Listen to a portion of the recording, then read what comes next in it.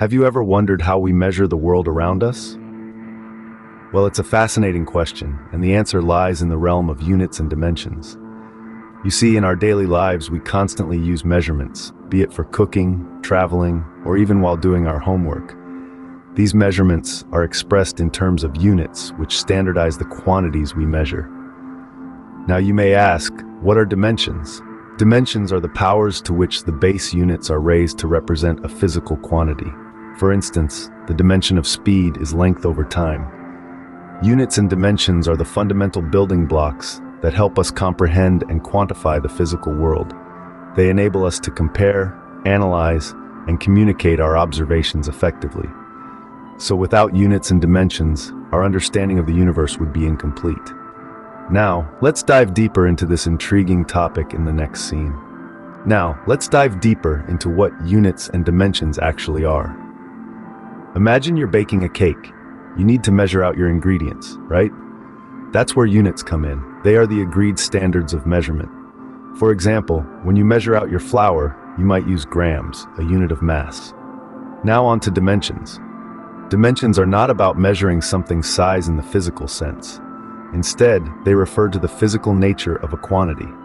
In our baking example, the dimension of the flour you're measuring is mass. Units and dimensions are like two sides of the same coin, working together to give meaning to the numbers we use in science and everyday life. Now let's talk about classification.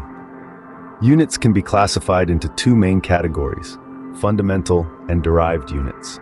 Fundamental units are the basic building blocks of measurement. They include units like meters for length, kilograms for mass, and seconds for time. These are the units we can't break down any further. On the other hand, derived units are formed by combining fundamental units. For example, speed is measured in meters per second, a unit derived from the fundamental units of meters and seconds.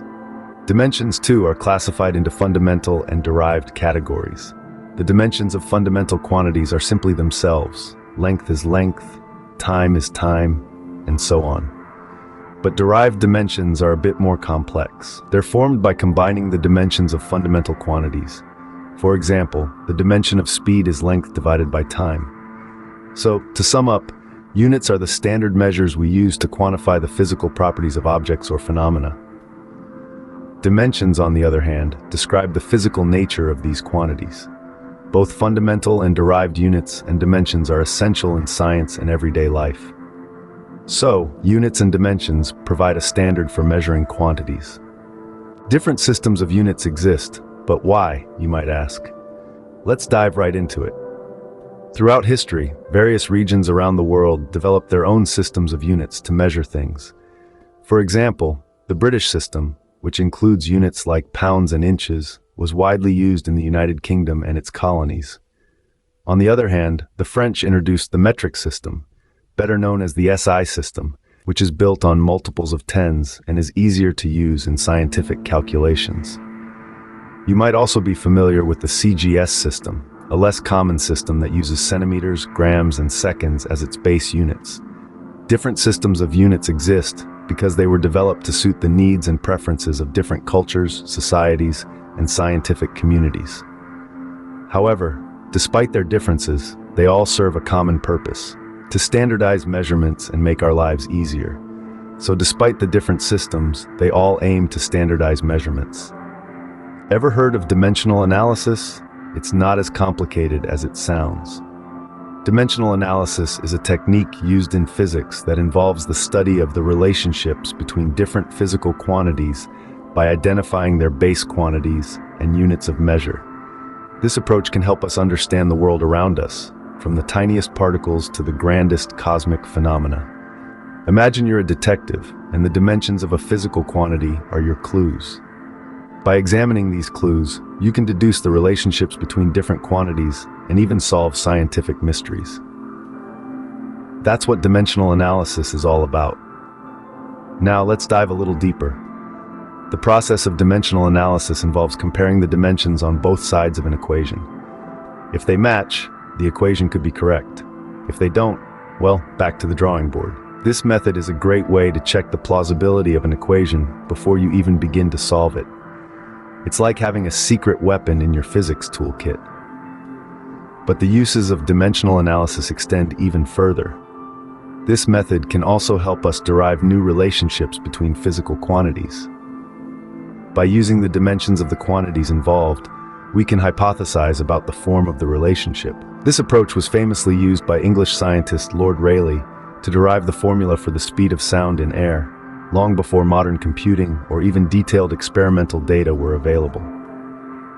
So you see, dimensional analysis is more than just a dry mathematical technique.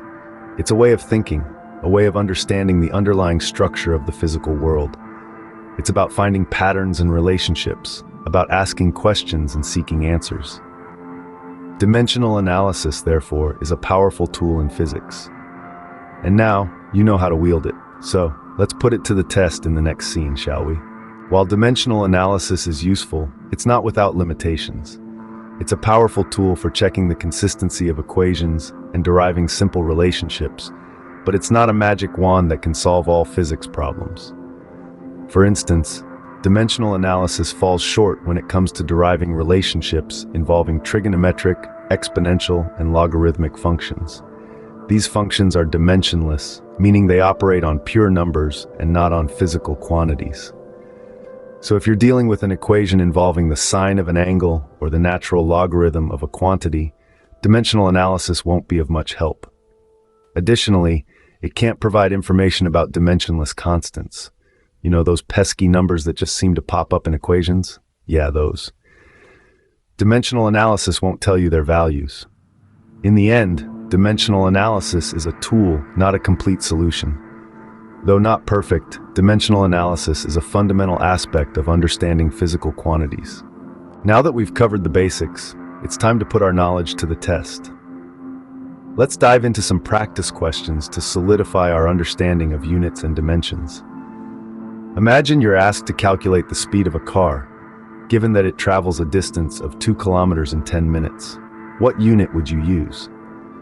Well, you'd need to convert the minutes into seconds and the kilometers into meters to end up with meters per second, the standard unit of speed. Let's tackle another one. Say you're given the force exerted by a body and the area over which it's applied, and you need to calculate the pressure. You divide the force by the area, yielding a result in newtons per square meter, also known as pascals. Now, let's consider the practical applications of units and dimensions. These concepts are fundamental to every field of science and engineering. They help us standardize measurements, making it easier to compare results from different experiments or observations. For instance, in physics, dimensions are used to check the correctness of equations. If the dimensions on both sides of an equation match, the equation is likely correct.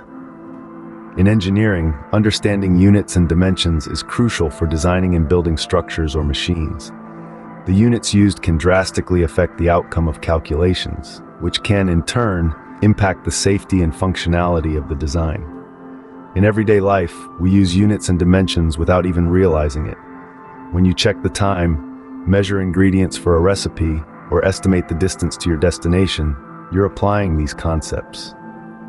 So as you can see, units and dimensions are not just abstract ideas confined to the classroom. They're tools we use every day to understand and navigate the world around us. Understanding units and dimensions allows us to accurately measure and interpret the world around us. Stick with us as we continue to explore these fascinating concepts in our next video. So what have we learned about units and dimensions? We started our journey by understanding the importance of these fundamental aspects of physics. Units, as we discovered, are the building blocks that we use to quantify the physical quantities around us. Dimensions, on the other hand, represent the nature of these quantities. We then delved into the different systems of units, each with its unique advantages and purposes. This led us to the intriguing world of dimensional analysis. We learned how it's not just a tool for problem solving, but also a method to check the consistency of equations and predict relationships between physical quantities. Yet, we also acknowledge the limitations of dimensional analysis, reminding ourselves that it's not a universal solution, but rather a part of a larger toolkit.